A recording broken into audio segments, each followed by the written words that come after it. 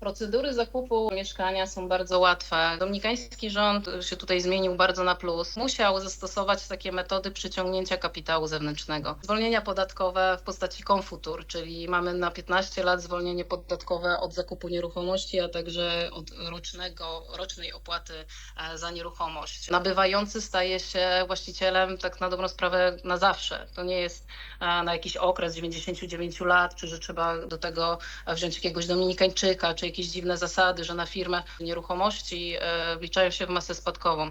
Więc tutaj tych pomocy pod kątem prawnym, podatkowym, łatwości nabywania nieruchomości jest bardzo dużo i dlatego teraz ten rynek tutaj tak kwitnie. Polskich klientów mamy bardzo dużo, ale też Polonii, czyli właśnie ze Stanów, z Kanady. Ceny nieruchomości są znacznie niższe niż w Polsce, tak jak w Warszawie czy nad Polskim Morzem. Możliwości biznesowe, Europejczycy czy Amerykanie są bardzo, bardzo pożądani.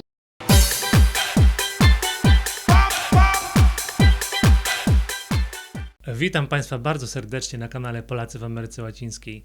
Dziś bardzo ciekawy temat. Wiadomo, że w niektórych częściach Ameryki Łacińskiej nieruchomości rozchodzą się jak rowery spod Tesco. I jednym z takich miejsc jest Dominikana. Opowie nam o tym agentka nieruchomości Andrea Bieganowska, Polka, która po kilkunastu latach regularnych lotów na wyspę zdecydowała się w końcu na niej zamieszkać. Co na to wpłynęło? Między innymi oferta pracy, którą otrzymała, a także rzut monetą. Andrea, ile masz lat i skąd jesteś z Polski? Pochodzę ze Szczecina, a właściwie z takich sypialni Szczecina, czyli z Bezrzecza. Mam 34 lata, a jeszcze jestem na tyle młoda, że tego wieku się nie wstydzę. No i teraz mieszkam tutaj w Punta Canie od 1,5 roku. Pierwszy raz przyleciałam tutaj w wieku 17 lat. Czyli od 17 lat przylatuję, jak sobie można łatwo policzyć. A pierwsza moja wycieczka tutaj była z tatą, jako właśnie nastolatka i już wtedy zakochałam się w tych kolorach. Ja zwiedziłam naprawdę kawał Europy i takich kolorów, takiej egzotyki ja nigdy wcześniej nie widziałam. To był taki pierwsza, taka moja daleka podróż z moim tatą. Tylko że wtedy 17 lat temu jakby infrastruktura, wszystko tutaj na Dominikanie skupiało się tylko i wyłącznie na zapleczu hotelowym i naprawdę jeżeli chodzi o drogi, sklepy, to wszystko było bardzo, bardzo ograniczone i faktycznie wtedy niebezpiecznie było gdzieś tam opuszczać te kurorty i hotele. Dzisiaj na przestrzeni lat, bo ja przez te 17 lat praktycznie co wakacje do rodziców tutaj przylatywałam. Moi rodzice od 20 chyba już 5, 23, 25 lat przylatują tutaj co zimę na 6 miesięcy praktycznie, 5-6 miesięcy, to w zależności oczywiście od sezonu i co muszą zrobić w Polsce, jak wrócą.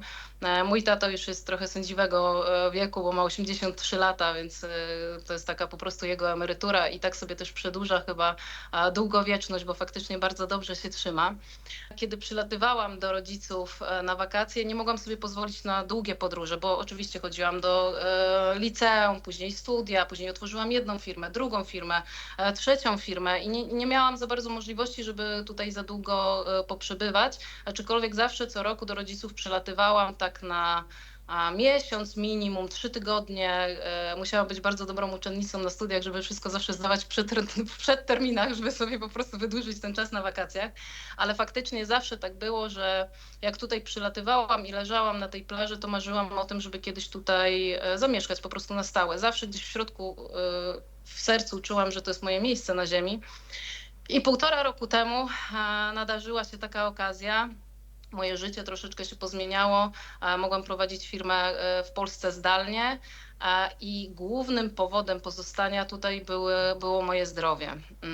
Ja może nie wyglądam, ale jestem dość poważnie chorującą osobą na chorobę autoimmunologiczną i w Polsce przez ten stres, przez tą szarugę, brak słońca, w Polsce w ogóle myślę, że w Europie standard życia teoretycznie jest na wyższym poziomie, ale poziom stresu i braku słońca powodowało to, że moja choroba autoimmunologiczna po prostu bardzo mocno i agresywnie atakowała mój organizm i większość czasu już w ostatnim 2 lata temu, jak jeszcze byłam w Polsce, no powodowała, że praktycznie albo czas spędzałam w szpitalu na hospitalizacji albo na bardzo ciężkich lekach. I jak przyleciałam tutaj na Dominikanę, to był mój pierwszy taki czas, kiedy przyleciałam na dłużej, chyba 3 czy 4 miesiące. pomimo niebrania leków i nie trzymania jakoś fantastycznie diety, zauważyłam, że ja tutaj jestem zdrowa. Do dzisiaj żaden lekarz nie potrafi mi powiedzieć, dlaczego tak jest, ponieważ to jest trudna choroba. Nie wiem, czy to jest kwestią słońca, witaminy D3, czy lepszego jedzenia, czy sposobu życia trochę tranquilo, że wszystko jest po prostu spokojniejsze. A podejście ludzi i radość ludzi tutejszych jest nie do opisania i myślę, że to wszystko spowodowało, że mój stan zdrowotny do dnia dzisiejszego moja choroba jest w remisji, także ja jestem praktycznie zdrowym człowiekiem. A oprócz tego, no to zawsze było moje marzenie. I jeszcze do tego, bo to jest, tak jak mówię, to jest bardzo długa historia, ja staram się to bardzo mocno skrócić. A dostałam tutaj propozycję pracy, będąc na takich targach nieruchomości, ponieważ jestem inżynierem, z wykształcenia jestem architektem krajobrazu i architektem wnętrz i zawsze gdzieś mnie interesowały nieruchomości. Poznałam tutaj takich Polaków, Wiktorię, którą serdecznie pozdrawiam, bo bardzo dużo jej zawdzięczam.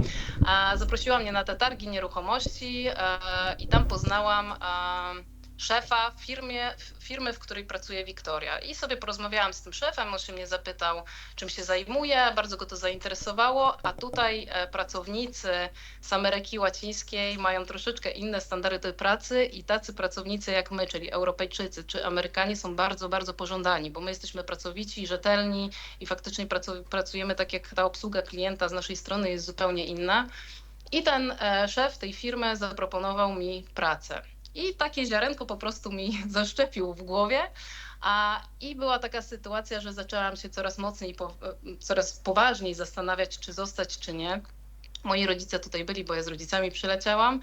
I tak do wyjazdu był jakiś miesiąc czy 2 miesiące i ja coraz głośniej i częściej mówiłam o tym, że chyba tutaj zostanę. Moje środowisko, moja rodzina była bardzo podzielona. Ja się śmieję, mój tato jest taką mantyką, ale w takich czarnych barwach. On zawsze wszystko po prostu mówi, że tu nic nie sprzedasz, nieruchomości to jest w ogóle, to jest raz na jakiś czas. Dziecko, wracaj do Polski. Moja mama znowu, przecież jak ci się nie uda, to wrócisz. Tutaj jesteś zdrowa, zobacz, zostań. I do ostatniego dnia ja nie skancelowałam biletu powrotnego. Staliśmy z rodzicami przed taksówką, ja z tymi torbami, rodzice z torbami, jeszcze z psem, bo ja tu z psem przyleciałam.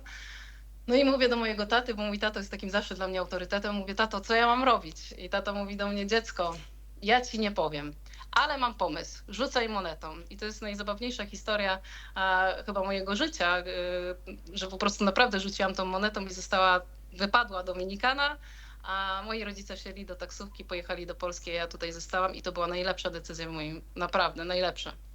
Czyli zdrowie i praca.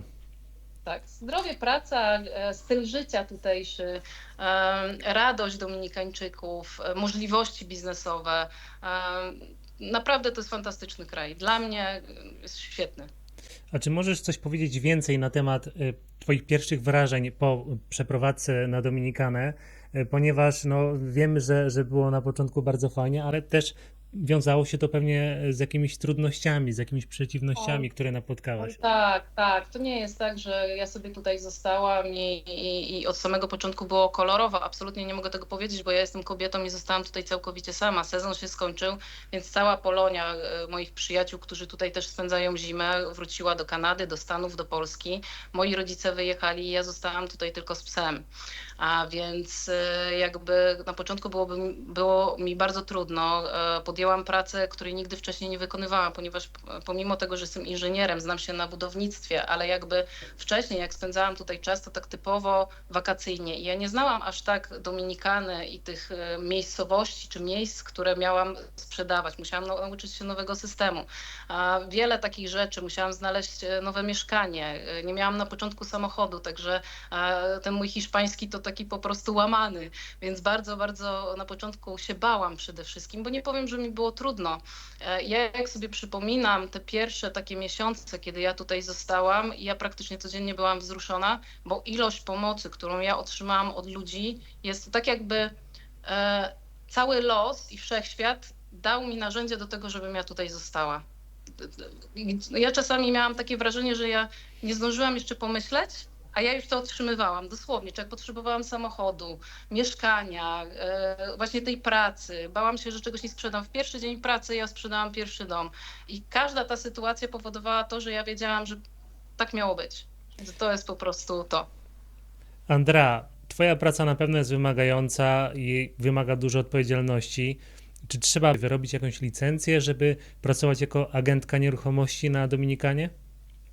Jeżeli chodzi o bycie agentem nieruchomości w Dominikanie, nie ma tutaj takich restrykcyjnych zasad, że trzeba być po jakichś szkoleniach czy mieć odpowiednie wykształcenie w tym kierunku.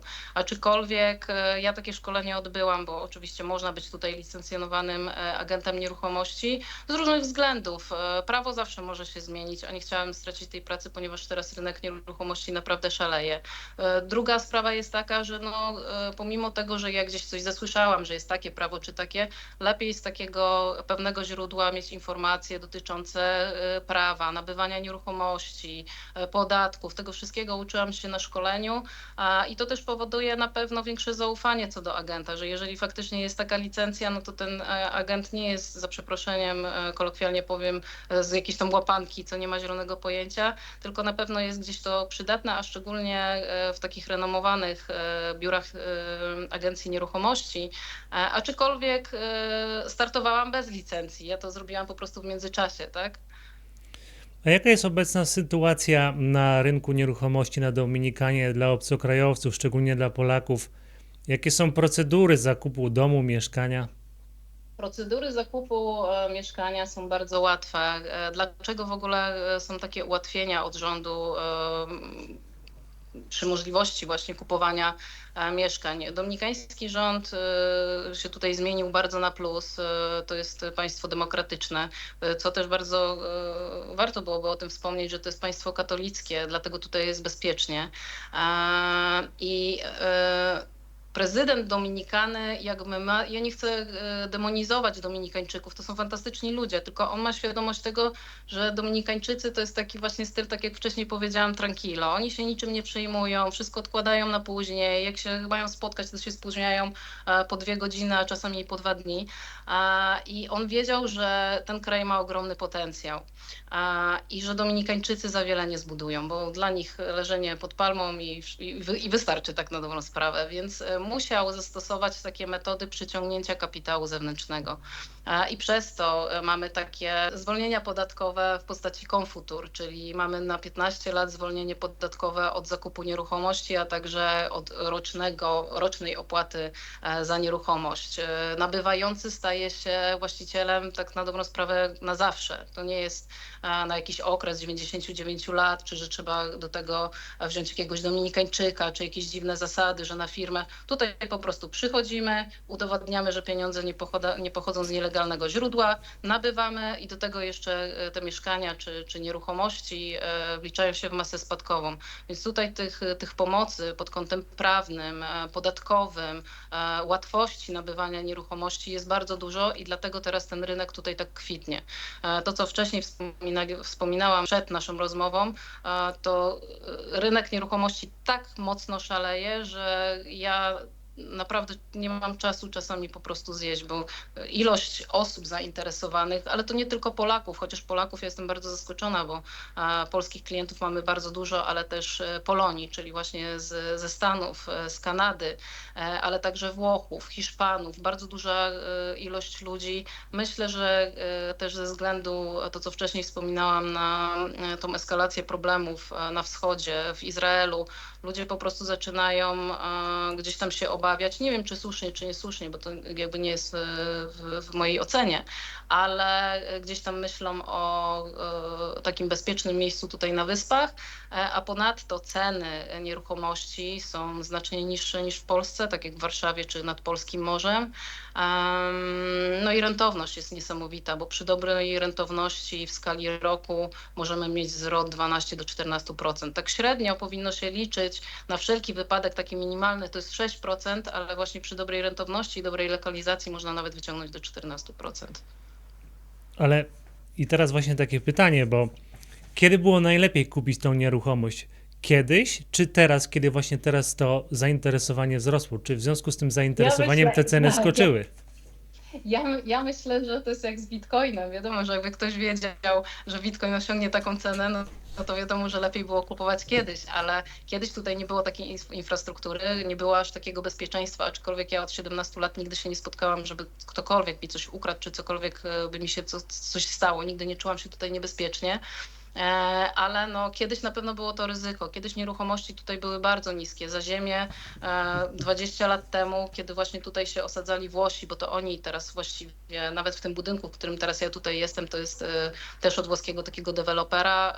Oni tutaj zajęli rynek 20 lat temu, ale te ziemie osiągały kwoty po kilka dolarów za metr kwadratowy. To były naprawdę śmieszne pieniądze. A dzisiaj ceny ziemi przy plaży, tak jak jesteśmy, osiągają najtańsze w Lavacama, to jest około $150 za metr kwadratowy. Aczkolwiek dalej są to bardzo, bardzo atrakcyjne ceny. Na przykład jeżeli chodzi o mieszkania nowe z rynku pierwotnego, to tutaj ceny w dobrych lokalizacjach zaczynają się już od tak około 9 000 złotych za metr kwadratowy, przy czym trzeba pamiętać, że stan deweloperski na Dominikanie jest odmienny od polskiego. To nie jest tak, że my otrzymujemy mieszkanie bez podłóg, bez kontaktów, bez drzwi wewnętrznych, bez ścian pomalowanych czy wygładzonych, tylko stan deweloperski tutaj najczęściej to są podłogi, wykończone łazienki z całą armaturą, prysznicem, ze wszystkim, co jest potrzebne i najczęściej z wyposażoną kuchnią. Niektórzy deweloperzy oferują także całkowicie umeblowane mieszkania, także te ceny w ciągu dalszym są bardzo atrakcyjne i cały czas idą do góry, więc jeżeli ktoś myśli o zainwestowaniu pieniędzy, nadal jest dobry czas. Orientujesz się może, jak na przestrzeni na przykład 10 lat rozkładały się ceny za grunt? Bo w takich krajach rozwijających no jednak grunt drożeje i wiesz, i w związku z tym, że grunt się robi droższy, to i budynki się buduje wyższe. Tak, tak. Teraz nawet ile 2 dni temu czy 3 dni temu byłam z klientami i oni oglądali akurat ziemię w Uvero, nie, w Lavacama, to jest koło Uvero Alto. Im bardzo zależy na takiej właśnie działce inwestycyjnej z plażą prywatną. I teraz ta cena tam jest $150 za metr kwadratowy, a w tamtym roku jeszcze była 70 i te ceny cały czas idą do góry ze względu na to, że ten cały pas, bo tak jak mówiłam, Bavaro już się i Punta Cana już się skończyła, nie ma gdzie budować, a te wszystkie wielkie hotele sieciowe, one jakby się przesuwają dalej właśnie w stronę Miches. I tam zostało niewiele ziem i wszystkie te osoby, które po prostu mogą sobie zamrozić pieniądze tam na 2, 3 do 5 lat, no to te ceny tych działek rosną. Tutaj też jest ogromny wpływ Ameryki, wiesz co, Dominikana może nie jest tak oficjalnie pod protektoratem amerykańskim, ale ten kapitał kanadyjski, amerykański jest bardzo tutaj widoczny i cała ta infrastruktura, ona jest typowo amerykańska, sposób budowania dróg, sygnalizacji świetlnej, jakość właśnie usług szpitalnych, restauracje, to wszystko jest takie bardzo, bardzo amerykańskie, nawet kolorystyka pasów na drogach, samochody, to wszystkie te takie wielkie, wszystko duże, no takie amerykańskie, no. Mniej więcej ile trzeba dać za takie mieszkanie? 60 metrów, 100 metrów, 150 metrów? Ceny to Oj, to podałaś wszystko z metra, ale no tak w Tak, praktyce. to wszystko zależy od lokalizacji, bo mamy tak, na przykład Punta Canę, która jest najbardziej rozwojowym i najbardziej nowoczesnym kierunkiem Dominikany do dnia dzisiejszego. Po pierwsze ze względu na bliskość portu lotniczego, po drugie ze względu na dostępność takich rzeczy, których potrzebuje człowiek XXI wieku. Szpitale, szkoły, stadniny koni, IKEA, wielkie sklepy, siłownie. No właściwie tutaj jest wszystko. Nie ma takiego czegoś na dzień dzisiejszy, że ja chciałabym coś zrobić, a nie mogę, co robiłam na przykład będąc w Szczecinie. Są fantastyczne restauracje, dyskoteki, beach cluby. Mamy też drugą stronę Bajaibę, która ma niesamowite perspektywy i tam ceny nieruchomości jeszcze są naprawdę bardzo, bardzo atrakcyjne i cały plan zagospodarowania przestrzennego Bajaibę bardzo mocno się zmieni, więc ceny tam w przyszłości, powiedzmy w przeciągu 5 lat bardzo pójdą do góry. Jeżeli chodzi o Punta Canę, to tutaj za takie mieszkanie w pierwszej linii trzeba zapłacić takie powiedzmy około $200,000 za taką jedną sypialnię. W Bajaibę no około $120,000. Mhm. I to oczywiście zależy od jakości wykonania, czy są umeblowane, czy nie, jak blisko jest plaży, a jakie dodatkowe aktywności daje deweloper, czy są baseny, siłownia na terenie, to wszystko jakby, bo mamy też nieruchomości za kilka milionów dolarów, tak? Także to wszystko zależy od lokalizacji, ale tak jak wspominałam wcześniej, te takie już fajne nieruchomości, w które warto zainwestować i są w dobrej lokalizacji nadal, no to tutaj Punta Cana $200,000, no 180 powiedzmy, a Bajaibę 110-120 tysięcy dolarów. Okej, ale powiedzmy, że ktoś naoglądał się filmików, folderów, ofert różnego rodzaju i no już myśli, żeby coś kupić, to jak on musi się za to zabrać, żeby to dobrze przeprowadzić? Przede wszystkim w pierwszej kolejności należałoby współpracować ze sprawdzonymi agencjami nieruchomości. Tu nie chodzi o to, że ja siebie gdzieś tam reklamuję, bo to nie ma znaczenia. Jest tutaj wiele dobrych agencji i wielu dobrych agentów nieruchomości, ale żeby na pewno nic nie kupować na własną rękę, nie przez agencję, ponieważ dobre agencje sprawdzają wcześniej deweloperów, sprawdzamy wymagane dokumenty, tytuły własności i całą masę dokumentów, o których tutaj teraz nie będę mówić. Sprawdzamy też, ile dany deweloper jest na rynku, czy on jest bezpieczny, czy on już oddał jakieś projekty, czy były problemy. Jest też wiele takich deweloperów, którzy z góry nie zakładają tego, że chcą kogoś oszukać, ale jak każdy biznes na świecie, jeżeli ktoś tutaj jest nowy i buduje pierwszy raz, nie zna tutejszych jakby procedur, tutejszych pracowników, w jaki sposób oni pracują, no to czasami może zdarzyć się tak, że za przeproszeniem powiem, jakiś projekt się wywali, tak? I duże agencje, sprawdzone agencje, no nigdy nie współpracują z takimi deweloperami firmy Krzak, tylko z reguły ze sprawdzonymi po prostu deweloperami, więc najważniejsze jest to, żeby na pewno nie kupować nic na własną rękę, tylko jednak przez agencję nieruchomości.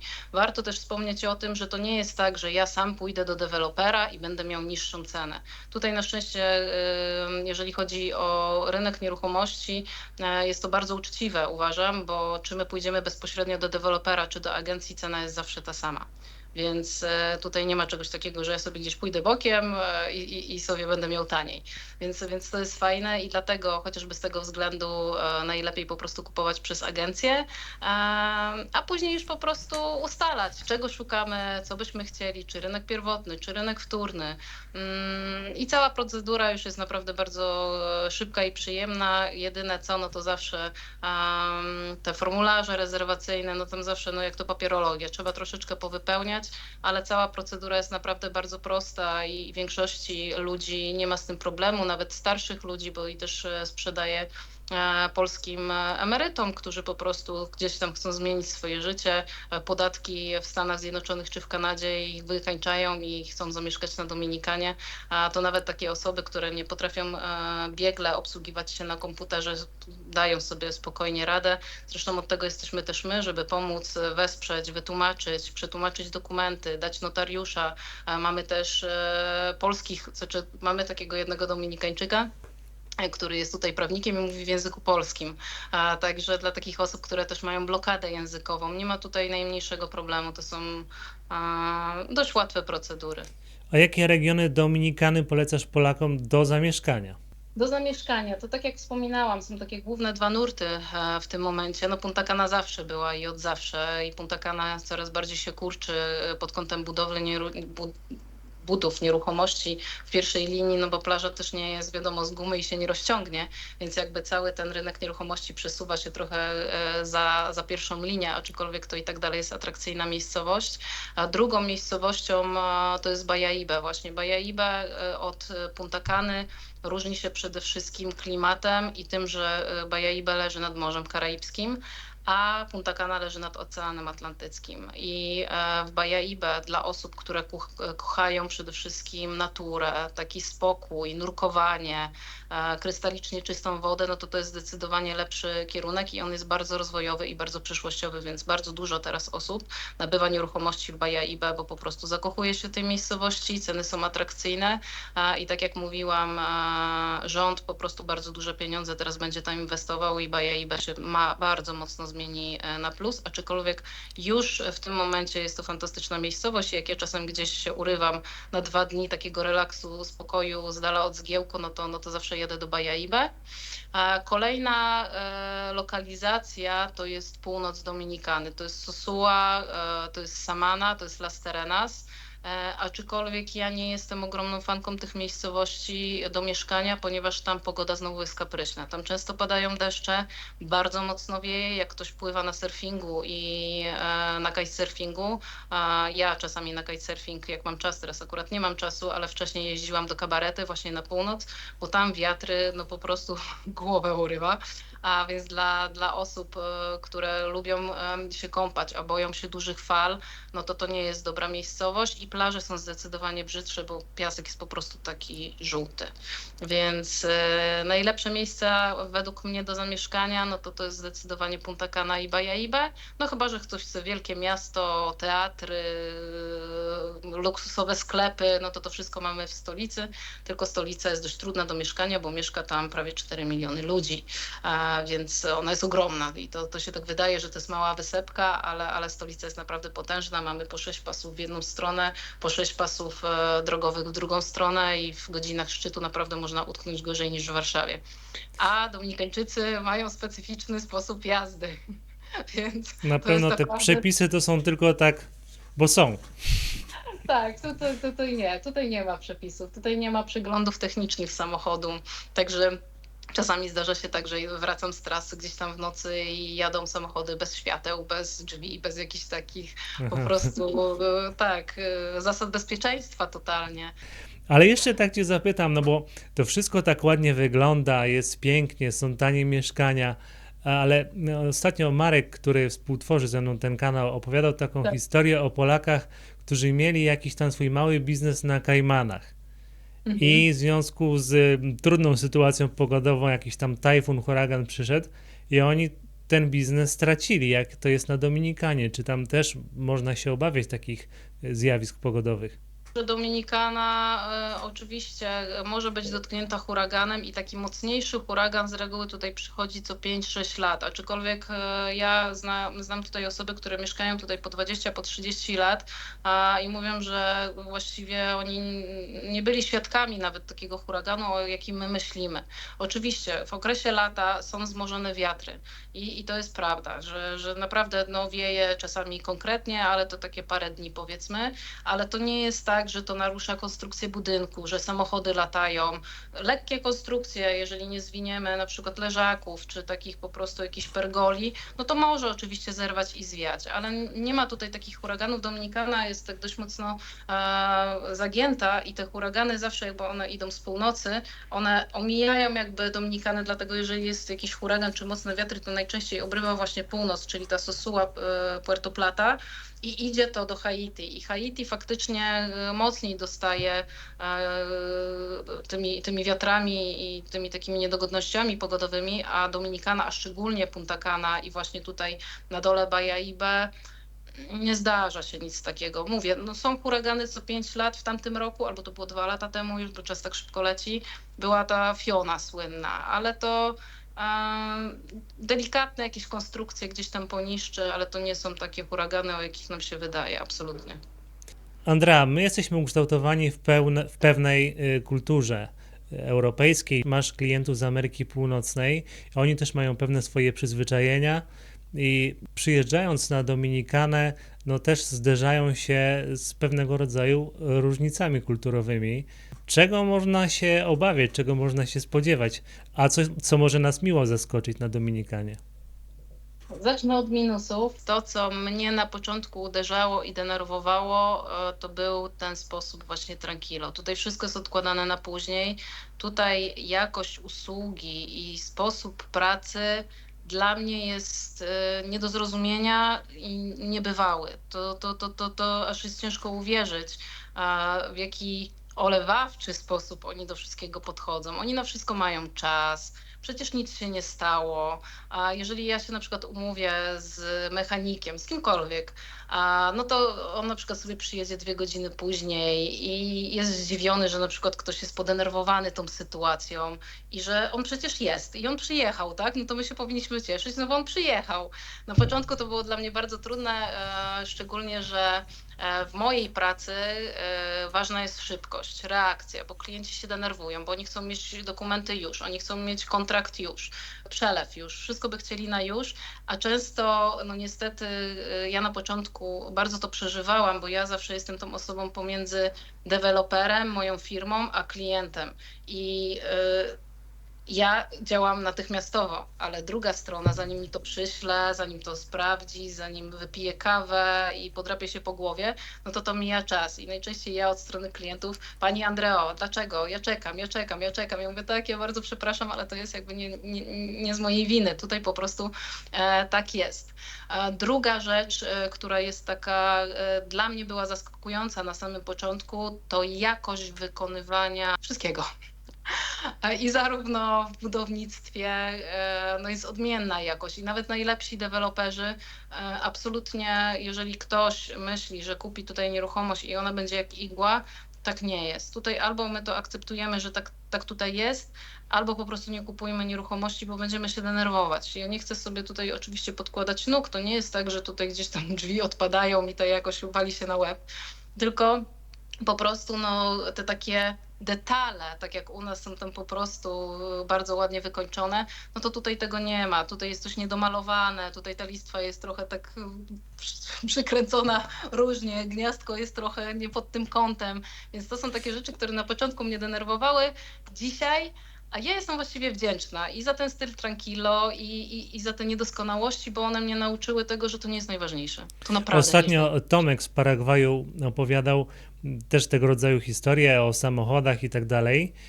I wspomniał też o tym, że jak ktoś jest pedantem, to nie powinien niczego szukać w Ameryce Południowej i Środkowej, bo generalnie no, tam jest troszkę inne podejście. Jak ktoś chce mieć idealny samochód, bez żadnej ryski, idealne mieszkanie, idealny dom, to nie w Ameryce Łacińskiej raczej. Tak, i faktycznie tak jest, ale tak jak mówię, ja z tego wyciągnęłam akurat same pozytywne rzeczy, bo i prawdopodobnie między innymi dlatego mój stan zdrowotny się polepszył, bo ja po prostu też trochę przewartościowałam swoje życie. Ja wcześniej mieszkając w Polsce i tutaj nie to, że ja nie widziałam wartości jakby takich życiowych, ale bardzo często było tak, że przez to, że bardzo dużo pracowałam, wszystko było szare, ludzie nieszczęśliwi, wieczne narzekanie, bardzo dużo czasu spędzałam w samochodzie, bo wszędzie korki, to takim substytutem szczęścia dla mnie były dobra materialne, czyli lepszy samochód, lepsza torebka, coś markowego. Tutaj ja totalnie przewartościowałam swoje życie. Dzisiaj dla mnie nie ma znaczenia, czy ja jadę takim samochodem, czy takim. Ważne, żeby dojechał. Oczywiście też bez przesady, no nie jadę tym samochodem właśnie bez lamp i bez drzwi, bo bezpieczeństwo jest najważniejsze. Ale jakby ja mogę chodzić cały czas w tych samych klapkach i z tej samej koszuli i nie ma to dla mnie największego znaczenia. Jest bo większy jakby... luz po prostu w tym wszystkim, tak? U I nas te to jest wszystko takie spięte, każdy musi być idealnie ubrany, hawajska koszula na spotkanie, no to nie, chyba się nie przyjmie. Że to był taki mój substytut chyba szczęścia w Polsce. Tutaj przez to, że to słońce jest cały czas, ci ludzie są naprawdę cały czas uśmiechnięci i ja na początku, jak tutaj przylatywałam wcześniej do hoteli, później już do apartamentów do rodziców, ja myślałam, że Dominikańczycy są mili, bo chcą od nas pieniędzy. Oni oczywiście to jest biedny naród, oni mało zarabiają i na pewno liczą na tam jakiś napiwek czy jakieś pieniądze z naszej strony, ale nie jest prawdą, że oni się uśmiechają tylko dlatego, że chcą od nas pieniędzy. Oni są takim narodem. Pani, która pracuje 20 godzin, bo oni potrafią tyle pracować, ona dalej stoi z miotłą w kącie i tańczy i jest uśmiechnięta po prostu od ucha do ucha. To są bardzo radośni ludzie. Dla nich jakby wartość pieniędzy to nie jest żadna wartość. Dla nich najważniejsza jest rodzina, spokój, spokój, bezpieczeństwo i słońce i to wszystko. Także tutaj, jeżeli ktoś chce odnaleźć swoje wartości albo zmienić swoje życie, to jest fantastyczne miejsce, bo ja sama na swoim doświadczeniu mogę powiedzieć, że u mnie tak się stało. Ja miałam zupełnie inne priorytety, zupełnie inny styl życia, inne myślenie w Europie, a tutaj to wszystko się zmieniło na plus. Jako agentka nieruchomości na pewno dostajesz masę pytań od osób, które planują przeprowadzkę na Dominikanę i pewnie takimi najczęściej pojawiającymi się pytaniami są pytania o koszty życia na Dominikanie, jak tam się żyje, jaką trzeba mieć emeryturę, żeby na Dominikanie spokojnie wieść życie i nie przejmować się po prostu niczym, tak? Myślę, że emeryturę trzeba mieć amerykańską, bo niestety, to jest bardzo przykre, co teraz powiem, ale bardzo często polskim emerytom nie wystarcza pieniędzy na życie w Polsce, a co dopiero tutaj na Karaibach, tak? Więc no tutaj trzeba byłoby mieć tą emeryturę amerykańską, ale to nie jest tak, że tutaj też jest bardzo drogo. Tutaj życie jest w zależności też oczywiście od tego, o czym mówimy. Na przykład benzyna jest tańsza, bo benzyna, tutaj litr benzyny kosztuje około $1,30. Prąd jest odrobinę droższy, bo jest 20 peso za kilowat, to wychodzi jakieś około złoty 40, czyli powiedzmy 40 groszy drożej niż w Polsce. Jeżeli chodzi o jaja, czyli nabiał, jest tańszy, mięso jest tańsze, owoce są tańsze, ale restauracje, jeżeli już się wybieramy do restauracji, to do takich mniejszych miast w Polsce na pewno jest drożej. Oczywiście nie porównuję cen do Warszawy, bo Warszawa oczywiście jest droga, ale za takie danie, oczywiście mówię o lepszej restauracji, danie w lepszej restauracji dla jednej osoby to jest taki koszt w granicach 60-80 zł. Rum tu jest bardzo tani, bo tam kosztuje około 500 peso, czyli powiedzmy 38 zł za rum. Ale nad czym ubolewam, piwo jest bardzo drogie, bo litr piwa tutaj kosztuje około 14 zł, czyli jak butelka wina, więc to jest takie bardzo ekskluzywne. A co zabawne, wszyscy Dominikańczycy, pomimo tego, że to jest biedny naród, to i tak piją to piwo, więc ja się zawsze śmieję, że oni chyba tylko na piwo zarabiają. A piwo niestety tutaj jest takie drogie ze względu na to, że to jest taki monopolista tutaj, Presidente. Jest bardzo dobre to piwo, ale faktycznie jest drogie. Aczkolwiek jeżeli chodzi o koszty życia, to absolutnie nie jest tak, że ja tutaj się łapię za kieszeń i się boję gdzieś pójść czy cokolwiek kupić. Bo na przykład jak byłam w Miami, ze względu na to, że Dominikana jest blisko Stanów Zjednoczonych i jak już naprawdę mam taką potrzebę na jakieś super zakupy polecieć, to dosłownie jak autobusem wsiadam, 1,5 godziny jestem w totalnej cywilizacji, no to tak w Miami za kieszeń już się musiałam trzymać i sprawdzać te ceny, bo tam jest bardzo drogo. Tutaj na Dominikanie jest w zależności od rzeczy albo taka sama cena, albo odrobinę drożej niż w Polsce, albo odrobinę taniej. To wszystko jest zależne też od lokalizacji. Tak samo jeżeli chodzi o wynajem mieszkania, a tutaj za miesiąc powiedzmy, że za $700 w dobrej lokalizacji się coś wynajmie. Przy samej linii brzegowej, no to wiadomo, że te ceny rosną oczywiście, ale nie, to nie jest tak, że tutaj jest bardzo drogo. Można spokojnie przeżyć. A podatki? Tutaj ja pracuję dla amerykańskiej firmy, a wiadomo, że Amerykanie bardzo pilnują podatku, więc tutaj w mojej firmie akurat jest wszystko zgodne z literą prawa. W zależności od tego, czy ma się rezydenturę, czy nie. Jeżeli nie ma się rezydentury, to podatek dochodowy płaci się 16%. Jeżeli nie ma się rezydentury, to się płaci 10%, ale jest też możliwość płacenia 8% podatku dochodowego akurat przy sprzedaży nieruchomości. Nie wiem jak w przypadku innych podatków, bo po prostu nie mam doświadczenia, ale z mojej pracy to są takie podatki, o których Powiedziałaś o podatku dochodowym, a czymś takim jak ZUS was męczą? Nie, absolutnie tutaj takiego czegoś nie ma, bo to też nie jest państwo socjalne. Może dobrze, może niedobrze. Powiedziałaś, że życie jest takie, no, nie jest w sumie ani bardzo drogie, ani nie jest też jakieś super tanie. No, trzeba się przygotować na to, że jednak no, pewne wydatki są. Ale co może zaskoczyć Polaków czy Amerykanów, którzy się przeprowadzą na taką Dominikanę, która nie jest państwem socjalnym? Tutaj na pewno może zaskoczyć to, że jeżeli chodzi o szkolnictwo, ono jest na dość niskim poziomie ze względu na to, że są no, małe pieniądze po prostu ułożone z państwa, bo nie ma czegoś takiego jak ZUS. Ludzie po prostu nie odprowadzają tego podatku od odpowiedzialności cywilnej i nałożenie jakby na państwo są tylko jedynie podatki dochodowe. A wiadomo, że no, nie wszyscy je odprowadzają, bo tutaj też nie ma takich systemów, a jak u nas w Europie to jest dość trudne do skontrolowania jeszcze na dzień dzisiejszy, więc te pieniądze do państwa z podatków pewnie są nie aż takie wielkie jak w tych takich cywilizowanych państwach. Osoby starsze no nie mają tutaj emerytur. Jedyne osoby, które mają emeryturę, to są służbiści, czyli policja, wojsko i osoby pracujące w urzędach. Cała reszta, niestety starsze osoby no, pozostają bez opieki zdrowotnej. Więc Czyli tam jest taki socjal dla swoich, tak? socjal dla swoich i tak jak wcześniej mówiłam, to ma swoje plusy i minusy. Dlaczego ja widzę w tym plusy? Ja we wszystkim widzę plusy ogólnie. Te osoby starsze muszą być jakby dobre dla swojej rodziny. I to powoduje, że Dominikańczycy są bardzo rodzinni, bo starsze kobiety, starsi mężczyźni zajmują się już gospodarstwem domowym i dziećmi. A tych dzieci to są bardzo wielodzietne rodziny. Tych dzieci jest dużo.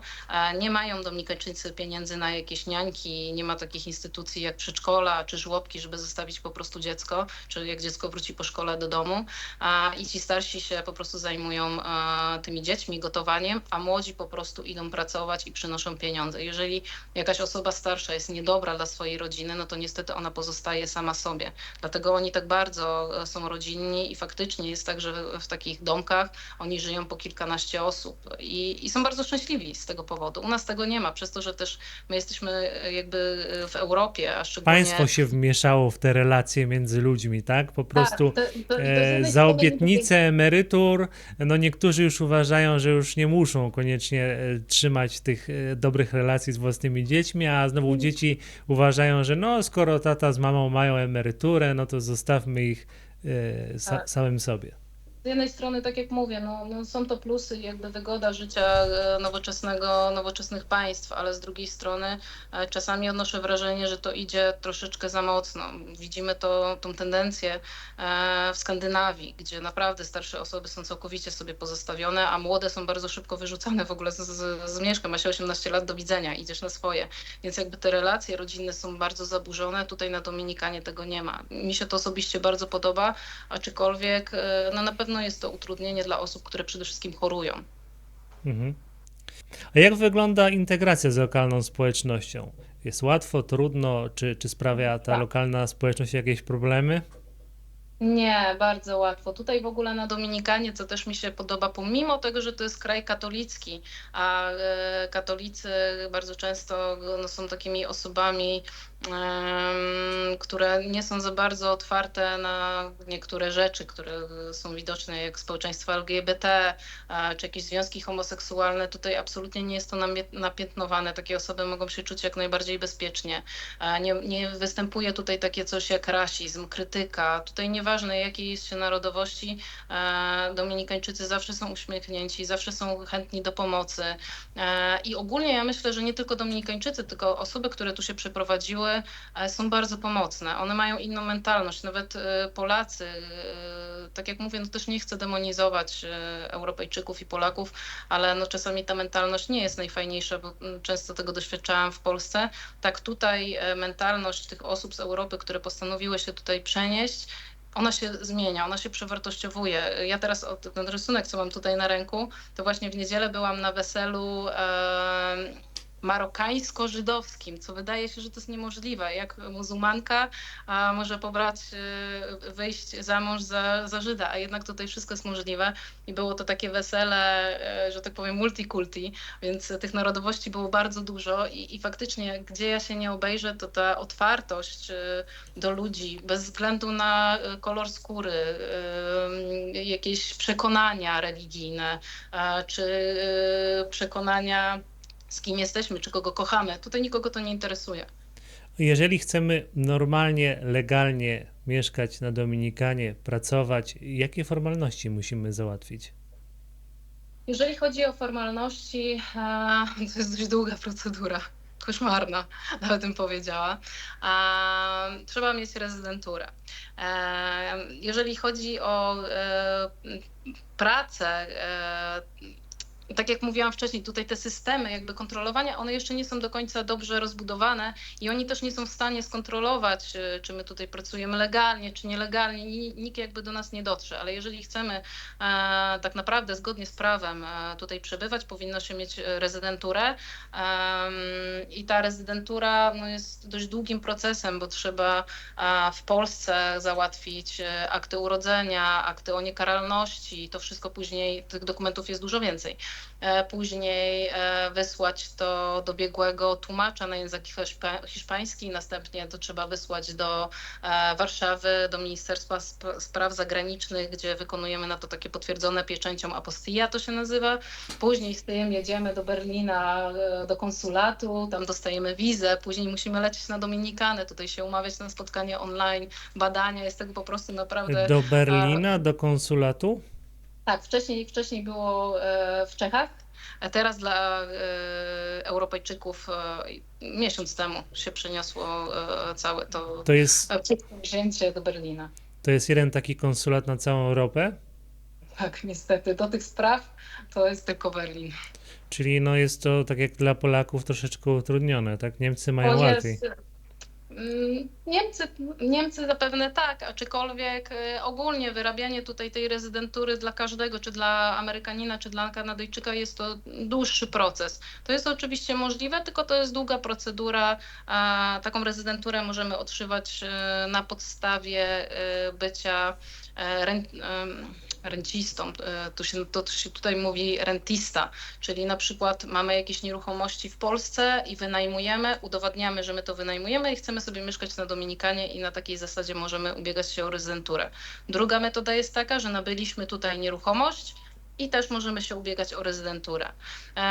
Kolejna, no to na przykład wychodzimy za mąż za Dominikańczyka. No jest kilka po prostu takich możliwości, które powodują, że można otrzymać ten stały jakby pobyt tutaj na Dominikanie. Tak samo praca, jeżeli pracujemy u kogoś, mamy stały jakby dochód i nasza praca nam wystawia takie zaświadczenie, to też można ubiegać się o rezydenturę. To w takim razie o obywatelstwo to już nawet nie pytam. Na pewno jest jeszcze trudniej, skoro rezydenturę jest tak ciężko załatwić. Ostatnio Tak, rozmawiałem zdecydowanie. z Moniką z Brazylii, mówi, że dostała 4-stronicowy spis dokumentów, które musi przygotować po to, żeby ubiegać się o obywatelstwo brazylijskie. To myślę, że w większości krajów tak jest, że ten proces faktycznie jest no, długi, mozolny, ale warto, bo wtedy mamy też mniejsze podatki właśnie dochodowe, mamy niższe ubezpieczenia tutaj wtedy. No nie jesteśmy nielegalnie, czyli tutaj jeżeli wlatujemy na teren Dominikany, legalnie możemy przebywać miesiąc. Bo tutaj jest taka jakby wiza, za którą się płaci, ale to nie jest tak, że my wylecimy z Dominikany na przykład po 3 miesiącach i wrócimy i my nigdy więcej już nie Tak jest wjedziemy w do kraju, Stanach. tak jak w Stanach.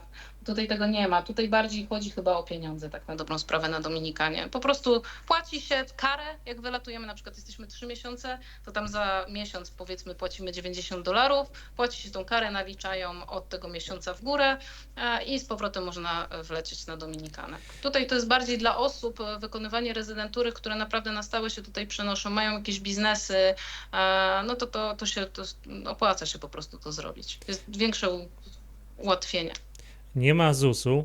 Podatek dochodowy i inne podatki i opłaty są dosyć niskie, ale to wiąże się też z tym, że prawie nie ma, a jeżeli są jakieś usługi zdrowotne czy edukacyjne państwowe, to są na dosyć niskim poziomie, więc domyślam się, że żeby na dobrym poziomie korzystać z usług medycznych czy z edukacji, no to trzeba jednak po prostu zapłacić. Tak. Trzeba współpracować wtedy z sektorem prywatnym. Tak. Tak, jeżeli chodzi o edukację w szkołach prywatnych oraz szpitale, one są tutaj na bardzo wysokim poziomie, te prywatne. Naprawdę ja przez to, że no gdzieś tam choruję, to też wykonuję często badania krwi, no po prostu kontroluję, czy wszystko u mnie jest w porządku, więc wielokrotnie tutaj przybywałam w tych klinikach i one są tak jak z filmów amerykańskich, wszystko po prostu piękniutkie, bardzo dobre jedzenie, pielęgniarki, tam na ostatni guziczek na biało, bardzo ładnie. Tak samo jeżeli chodzi o edukację, jest tutaj kilka szkół prywatnych, które przygotowują dzieciaki aż do studiów do Stanów Zjednoczonych, więc to wszystko tutaj jest możliwe, ale oczywiście kosztuje. Takie szkoły dla dzieci kształtują się w granicach 1000–1100 dolarów za miesiąc. Jeżeli chodzi o ubezpieczenie zdrowotne, nie jest ono wcale takie drogie, znaczy drogie, niedrogie. Ciężko mi powiedzieć. Według mnie nie jest drogie, to jest około 50–80 dolarów za miesiąc i wtedy mamy cały jakby pakiet usług i stomatologię na bardzo wysokim poziomie, ginekologię czy w szpitalach. To jest naprawdę na fajnym, wysokim poziomie i absolutnie nie ma czegoś tutaj takiego, że nie wiem, złamiemy nogę, czy będziemy musieli mieć operację i tutaj zginiemy, bo mam nawet znajomych, którzy tutaj robili operację. Ostatnio taki mój znajomy Andrzej wykonywał operację, jemu się zerwały więzadła krzyżowe w kolanie i naprawdę świetnie mu to zrobili. Andrea, znasz jakieś przykłady naiwności Polaków, którzy przyjechali na Dominikanę? Mam tutaj na myśli zarówno turystów, jak też osoby, które chciały się osiedlić na Dominikanie. Czego powinni się wystrzegać, a nie wystrzegali się, no bo oni wiedzą najlepiej.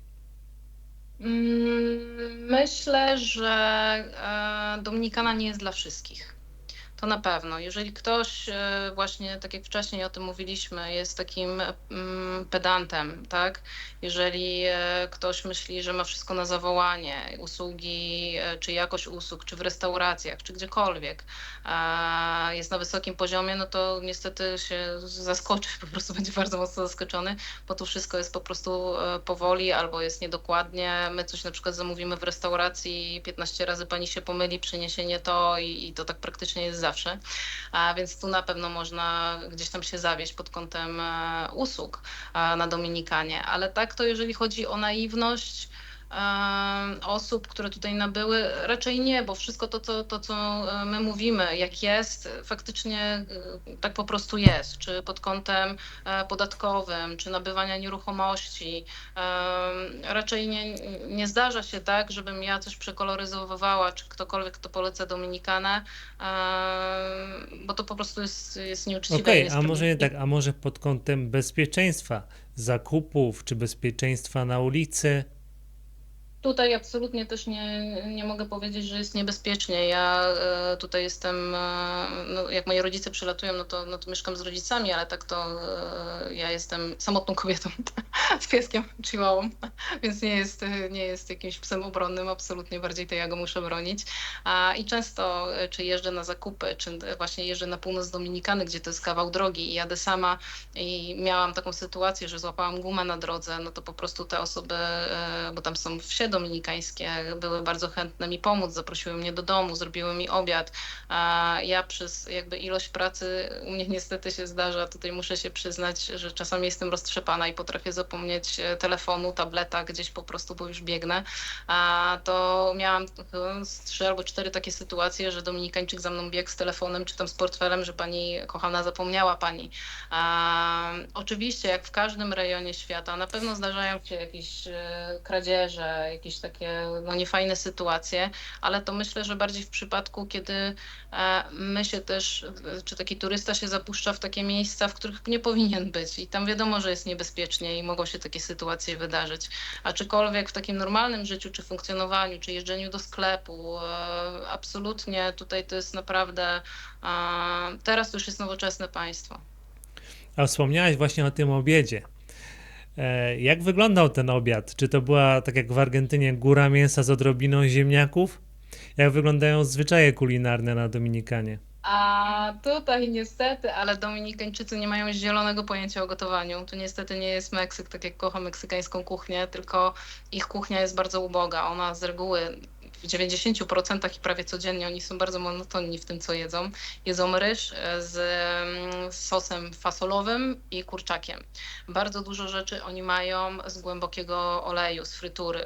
Podejrzewam, że ze względu na unieszkodliwienie bakterii po prostu w gorącym oleju to gdzieś tam wrzucają, więc to ich jedzenie nie jest zdrowe, pomimo tego, że oni tutaj mają ryby, owoce. Oni wcale tak z tego Dominikańczycy nie korzystają.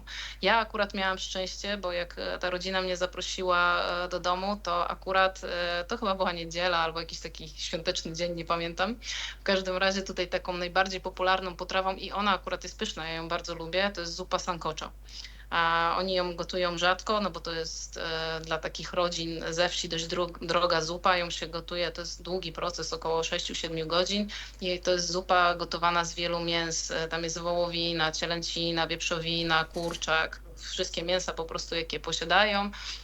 I to jest taka zupa, ją ciężko określić, bo to jest zupa pomiędzy naszym gulaszem a rosołem, bo ona nie jest tak gęsta jak gulasz, jakby podstawę ma bulionową, ale bardzo dużo mięs i bardzo dużo warzyw tam pływa. Jakieś kukurydzy, ziemniaków, aujamów, tych ich platanów i do tego zawsze jest miseczka ryżu i sok z pomarańczy albo limonki. Bardzo ja uwielbiam tą zupę, więc akurat miałam szczęście, że wtedy co złapałam tą gumę i ta rodzina mnie zaprosiła, no to wtedy gotowali to sancocho i naprawdę było dobre. Wspomniałaś na początku o wspaniałej pogodzie, o miłych ludziach, ale no, jakbyś tak miała opowiedzieć osobiście, jakie dla ciebie są największe korzyści z życia na Dominikanie? To jest to, co powiedziałeś.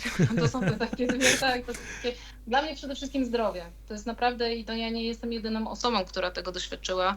Jest tutaj też Olga.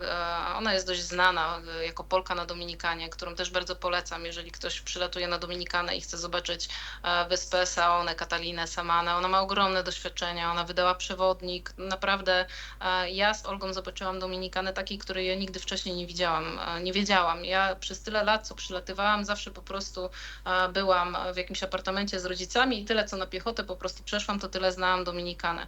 Okazało się, że Dominikana jest bardzo zróżnicowanym krajem. Ja dopiero kiedy zamieszkałam tutaj na stałe, dowiedziałam się, jak piękna jest ta wyspa i ile ona oferuje, bo tutaj mamy góry, najwyższy szczyt ma około 3200 metrów nad poziomem morza, więc to jest właściwie najwyższy szczyt tutaj na Karaibach, tak? Mamy Jarabacoa i Constanzę, gdzie rosną truskawki, róże, bo tam temperatury potrafią spaść do minusowych temperatur.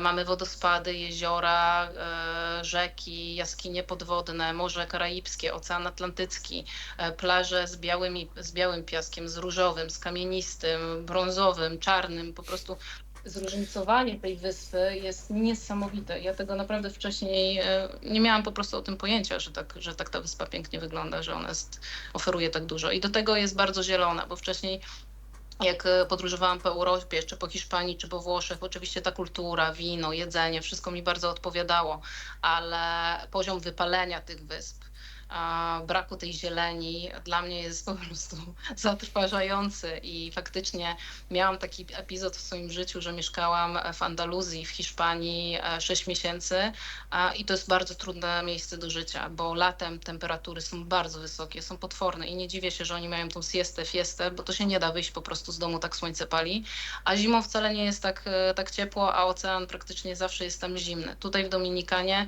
ona się szczyci tym, że to jest jeden z niewielu krajów świata, który ma praktycznie stałą pogodę. Tutaj nie mamy takich pór deszczowych jak na przykład w Azji, że mamy monsuny przez parę miesięcy. Tutaj praktycznie pada deszcz, może nie codziennie, ale bardzo często, ale to jest po prostu tak jakby ktoś odkręcił prysznic na 2 minuty i zakręcił i słoneczko. I Czyli pada tyle, ile powinno. Tak, tutaj pod kątem pogody jest naprawdę idealna pogoda. Jeszcze mam, Andrea, takie pytanie do ciebie, bo ty znasz Dominikanę dosyć dobrze. Najpierw ją poznałaś jako osoba, która po prostu przyjeżdżała bardzo często, a teraz już rok i 7 miesięcy na niej mieszkasz. I jakie wyzwania miałaś wtedy jako osoba przyjezdna, jakie wyzwania, z którymi musiałaś sobie poradzić już teraz jako osoba, która zamieszkała na Dominikanie? Jak to wygląda? No na początku jako turystka, tak jak tutaj przylatywałam, to moje wyzwanie, tak, wyzwanie, a to było zająć się leżak na plaży, Mhm. żeby mieć w dobrym miejscu. Także nie miałam za dużo tutaj, nie miałam samochodu, ale zawsze tutaj w Bawaro, w Punta Canie wszystko jest tak dobrze skomunikowane, że można na piechotę i pójść na plażę i pójść do sklepu i niczego nigdy mi nie brakowało. Ale jakby jako taka osoba turystyczna, no niewiele Nie jakby znałaś tutaj. Dominikany, trzeba było poznać Absolutnie. Dominikanę, żeby wiedzieć, gdzie iść, tak? I żeby Tak, odpocząć absolutnie. troszkę. A tak, a później jak tutaj zamieszkałam, no to tak jak mówiłam wcześniej, przede wszystkim przestawienie się na ich jakość pracy. Ja na początku nie potrafiłam naprawdę się w tym odnaleźć i dla mnie to było bardzo trudne. Teraz ja już wiem, jak współpracować, a przede wszystkim jak współpracować z klientem po stronie polskiej czy amerykańskiej, bo to ja muszę mu przekazać, jak tutaj wygląda praca, a nie ja się denerwować na to, że tutaj tak jest. Więc gdzieś tam to było dla mnie na początku bardzo trudne. I właśnie poruszanie się tym samochodem. Bardzo dużo osób w ogóle nie wsiada tutaj za kierownicę. Ja jestem dość odważną osobą i nie sprawiało mi to problemu, ale faktycznie jest to dość duże wyzwanie tutaj. A tak jak na Bavaro, czy Bajaibę, czy na północ, jak jadę, nie mam żadnego problemu. Tak jak jadę do Santo Domingo, czyli do stolicy, jest to obarczone stresem, bo nie potrafię się tak wpychać. To jest kto pierwszy, ten lepszy, kto większy, kto szybciej, kto głośniej trąbnie. O, właśnie akurat ktoś Mhm. zatrąbił. A więc to też było dla mnie takie na początku szokujące i trzeba się tego nauczyć. Trzeba umieć się poruszać tutaj, jeżeli prowadzimy jakiś biznes, uzbroić się w cierpliwość i nauczyć się poruszać po drogach. Dziękuję Ci serdecznie za rozmowę. Mam nadzieję, że jeszcze kiedyś będzie okazja porozmawiać na naszym kanale i Pewnie, jak wtedy zapraszam dowiemy na się nowych Dominikanę. rzeczy, nowych ciekawostek z tego miejsca, bo będziesz tam dłużej, lepiej poznasz jeszcze to miejsce i cały czas będziemy coś od Ciebie Zdecydowanie. wyciągać. Ja jestem gaduła, więc ja zawsze mogę bardzo dużo mówić, aczkolwiek tak jak wspominałam przed wywiadem, że zawsze gdzieś tam ta kamera mnie stresuje i czasami plotę, ale mam nadzieję, że udzieliłam na tyle wyczerpujących odpowiedzi, że ci, którzy się interesują tutaj zamieszkaniem w Dominikanie, dowiedzieli się wszystkiego, czego trzeba. Jeżeli nie wiedzą, to zawsze mogą się skontaktować i mogę bezpośrednio opowiedzieć, jak się tutaj żyje.